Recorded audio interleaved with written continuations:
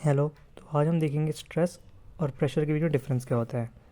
जो हमारा स्ट्रेस होता है और जो हमारा प्रेशर होता है, दोनों का फॉर्मूला लगभग सेम होता है, force upon area, force upon area. पर दोनों में डिफरेंस क्या है? जो फोर्स है इसका नेचर अलग है। इसमें जो फोर्स है ये होता है हमारा रिस्टोरिंग फोर्स, और इसमें जो फोर्स होता है हमारा डिफॉर्मिंग फोर्स। और डिफॉर्मिंग और रिस्टोरिंग फोर्स हम क्या समझते हैं? जैसे मान लीजिए कोई बॉडी है, ये इसमें फोर्स लग रहा है एफ। अब ये फोर्स क्या कर रहा है? इस बॉडी को डिफॉर्म कर रहा है, तो इस फोर्स को हम डिफॉर्मिंग फोर्स बोल सकते हैं। डिफॉर्म होने के बाद इसकी शेप कुछ ऐसे हो जा रही है। अब क्या होगा? बॉडी की एक टेंडेंसी होती है कि जो अपनी शेप होती है वो रिगेन करना चाहती है, तो क्या करेगी? अंदर से एक इंटरनल फोर्स लगाएगी एफ। अब ये जो एफ फोर्स जो अंदर से लगा है इसको हम बोलते हैं रिस्टोरिंग फोर्स, और यही फोर्स पर यूनिट एरिया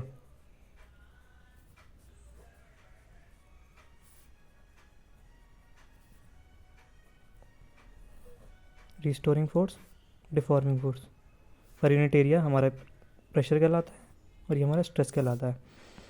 अब एक चीज़ नोटिस करने वाली बात यह है कि जो रिस्टोरिंग फोर्स है वो बिना चेंज इन लेंथ या बिना चेंज इन डायमेंशन के नहीं आएगा। तो स्ट्रेस जब भी आएगा उससे पहले एक स्ट्रेन आएगा। तो हम क्या बोल सकते हैं? Strain causes stress. अब स्ट्रेन क्या होता है? स्ट्रेन होता है हमारा change in dimension original dimension. Change in dimension हमारा जैसे मान लीजिए डेल्टा एल अपॉन एल। इसमें हम खाली डेल्टा एल इसलिए नहीं लेते हैं क्योंकि ये हमको ये नहीं बता पाता कि जो हमारी चेंज इन लेंथ है वो ओरिजिनल डायमेंशन के रिस्पेक्ट में कितनी है। तो इसमें मतलब इसमें चेंज क्या आता है फिर? मतलब डेल्टा एल लेते हैं, खाली ये डेल्टा एल अपॉन एल लेते हैं। तो जैसे मान लीजिए हमारी बॉडी है 1 मीटर की, 10 mm का चेंज आ रहा है लेंथ में डेल्टा एल। वही 100 mm की बॉडी है, उसमें 10 mm का चेंज आ रहा है।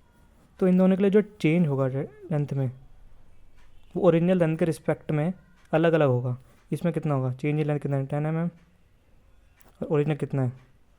1000। तो कितना हो गया? 1/100। और इस केस में कितना हो गया? 10 mm 100, तो 1/10। तो देखिए सेम बॉडी के, हाँ, सेम चेंज इन लेंथ में ओरिजिनल लेंथ के रिस्पेक्ट में अलग अलग वैल्यू आ रही है। तो इसीलिए हम क्या करते हैं कि change in length upon L लिखते हैं, खाली चेंज इन लेंथ नहीं लिखते हैं, ठीक है? क्योंकि इससे हमको ये पता चल जाता है कि ओरिजिनल जो लेंथ थी उसके रिस्पेक्ट में कितना चेंज आ रहा है, ठीक है? और देखिए कभी भी आपसे वाइवा में पूछेंगे कि स्ट्रेस और प्रेशर में क्या डिफरेंस होता है, तो आपको सीधा बोल देना है stress is internal restoring force per unit area and pressure is external deforming force per unit area, ठीक है? और भी इन दोनों में डिफरेंस होते हैं। जो प्रेशर होता है हमारा वो एक्सटर्नली लगता है, स्ट्रेस हमारा इंटरनली लगता है। प्रेशर हमारा स्केलर क्वांटिटी है, स्ट्रेस हमारी टेंसर क्वांटिटी है, ठीक है? प्रेशर की एक चीज़ ध्यान रखनी है, प्रेशर जो होता है हमारा हमेशा परपेंडिकुलर टू सरफेस होता है, जबकि स्ट्रेस में ऐसा नहीं होता। जैसे मान लीजिए बॉडी है तो फोर्स ऐसा लग रहा है, तो इसमें जो प्रेशर होगा वो ये वाला कंपोनेंट जो होगा फोर्स का वो कॉज करेगा खाली, ठीक है? क्योंकि ये इस सरफेस के परपेंडिकुलर लग रहा है।